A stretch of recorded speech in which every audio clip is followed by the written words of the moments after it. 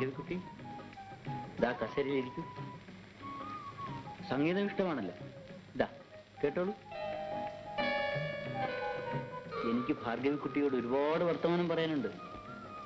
പക്ഷേ എന്തിനു പറയുന്നു? നീ ഭയങ്കര പുരുഷോദ്വേഷിയാണ്. ഇതെന്റെ അവസാന രാത്രിയായിരിക്കും.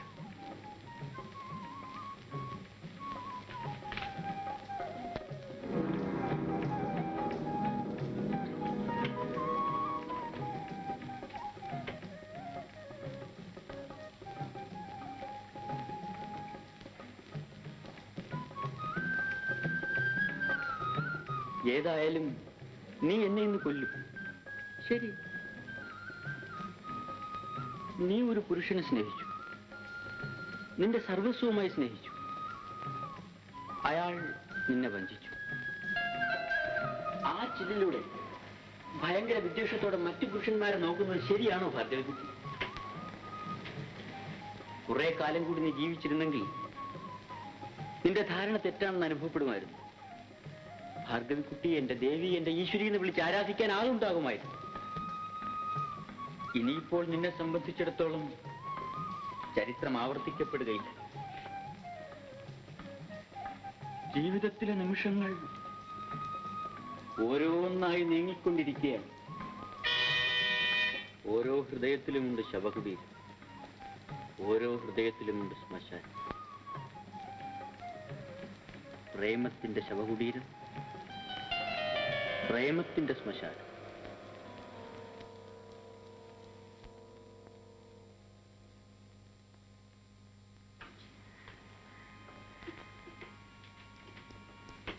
ഭാർഗവിക്കുട്ടി, ഞാൻ ഉറങ്ങാൻ പോകുന്നു.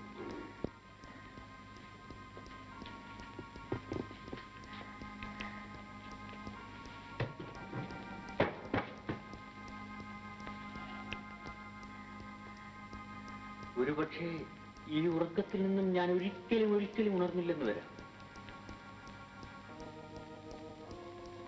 Good night Bhargavikutty, good night.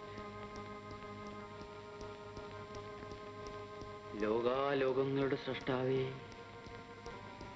അറിഞ്ഞും അറിയാതെയും ചെയ്തിട്ടുള്ള എന്റെ എല്ലാ പാവങ്ങളെയും അങ്ങ് എനിക്ക് പുറത്തു തരണമേ. എന്റെ ആത്മാവിതാ ഞാൻ അങ്ങയുടെ മഹാസന്നിധാനത്തിൽ അർപ്പിക്കുന്നു.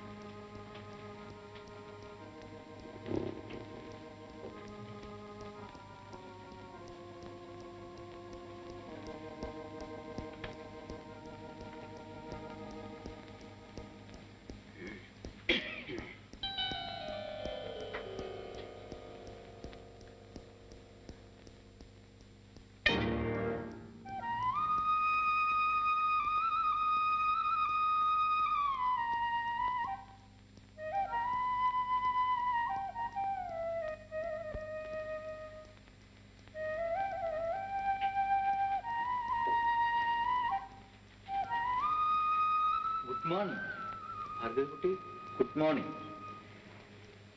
ഇതുവരെ ഇത്ര സുഖമായിട്ട് ഉറങ്ങിയിട്ടില്ല.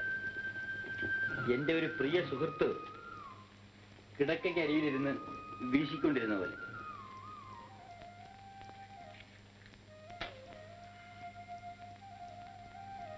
നന്ദി ഭാർഗവിക്കുട്ടി, നന്ദി. വളരെ നാൾ ഒറ്റയ്ക്ക് താമസിച്ചല്ലേ? ധാരാളം പുസ്തകങ്ങളുണ്ട്, ഇഷ്ടമുള്ളത് വായിക്കാം. ധാരാളം റെക്കോർഡുകളുണ്ട്, ഇഷ്ടമുള്ള പാട്ട് കേൾക്കാം. ഇനി കുളി മുതലായവ പാസ്സാകട്ടെ.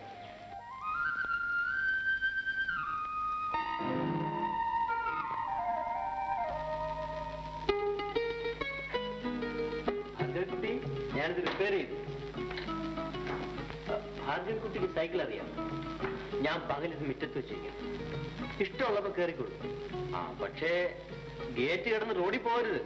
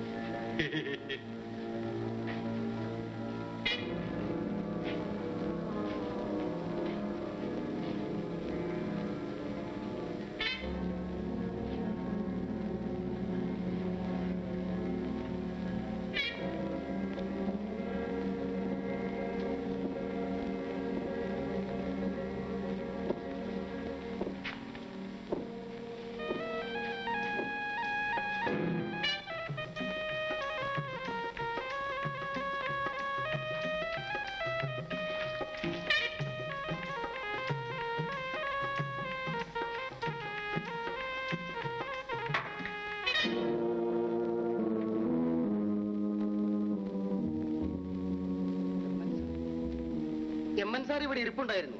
ചായ ഓർഡർ ചെയ്തു, കാണുന്നില്ല. എം എൻ സാറ് വരും, നീ സാറിനെ നോക്കടാ. സാറിനെ രണ്ട് കഷ്ണം പുട്ട്, കുറച്ച് കടല, 2-3 കാച്ചിയ പപ്പടം, ഒരു ഗ്ലാസ് നല്ല ചായ കടുപ്പത്തിൽ, ഒരു ഗ്ലാസ് വെള്ളം. അനിയ, സാറിന് ഒരു ഗ്ലാസ് വെള്ളം കൊടുക്ക്.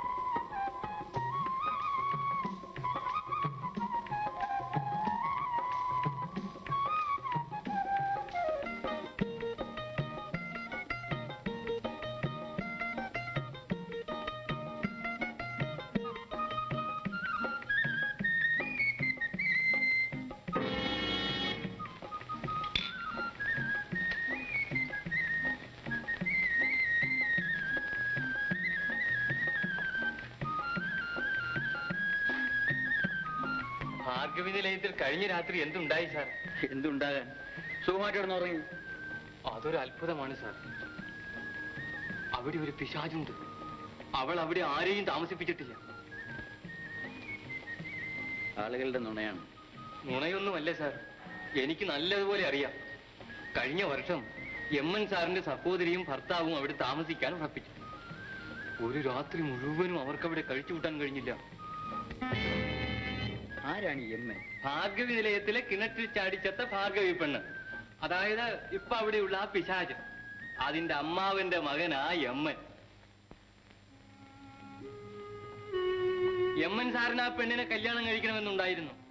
അപ്പോഴാണ് അവൾ ഏതോ പാട്ടുകാരനിൽ ഭ്രമിച്ചത്. അത് ശരി, കഥ അങ്ങനെയാണല്ലേ? സാറൊരു സാഹിത്യകാരനാണല്ലോ. സാർ ആ പെണ്ണിന്റെ കഥ എഴുതാൻ പോലുണ്ടോ? അതിന് എനിക്ക് കാര്യമായി ഒന്നും അറിഞ്ഞുകൂടല്ലോ. അറിയാനൊന്നുമില്ല സാർ. അതൊരു അസത്ത് പെണ്ണായിരുന്നെന്നാ എം എൻ സാറ് പറയുന്നത്. ഏതായാലും സാറ് സൂക്ഷിക്കണം. മനുഷ്യർക്ക് താമസിക്കാൻ പറ്റിയ സ്ഥലമല്ല സാറേ അത്. ഈ ഭൂമിയിൽ എത്രയോ മനുഷ്യർ മരിച്ചിരിക്കുന്നു. സാറേ, ഇത് ദുർമരണമാണ്, ശപിക്കപ്പെട്ട സ്ഥലമാണ്.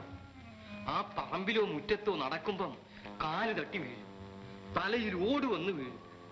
സന്ധ്യയ്ക്ക് ആ കിണറ്റിനടുത്ത് നിന്നാൽ ഉടനെ കിണറ്റിൽ തള്ളിയിടും. രാത്രി അവൾ പെരിച്ചാഴിയാകും, പട്ടിയാകും, പൂച്ചയാകും. പാതിരാത്രിയാകുമ്പം അവൾ ഒരു കറുത്ത പൂച്ചയായി ഇങ്ങ് വന്ന് സാറിനെ തുറിച്ചു നോക്കിക്കൊണ്ടിരിക്കും.